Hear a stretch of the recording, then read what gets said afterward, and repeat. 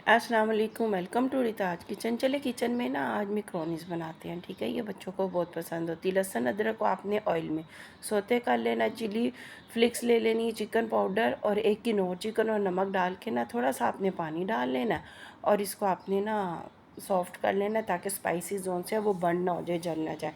फिर आपने chilli sauce, soya sauce और सिरका डाल लेना ताकि ज़रा अच्छा सा ना चाइनीज़ टेस्ट आ जाता है और आपने अपनी मर्ज़ी से डालना है। फिर आपने इसमें गाजर डाल लेनी है, ठीक है, शिमला मिर्च डाल लें।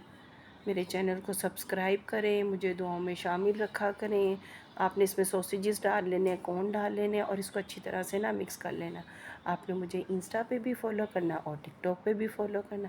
फिर आपने इसमें 2 किस्म की मैंने मकरोनीस को बॉयल कर लिए थे, फिर आपने वो मिक्स करना है। उसके बाद आपने चिली फ्लिक्स और तिलों के साथ गार्निश करनी है और आप इसको खाएं और मुझे बताएं, दुआओं में शामिल रखें, अपना ध्यान रखें। अल्लाह हाफिज़।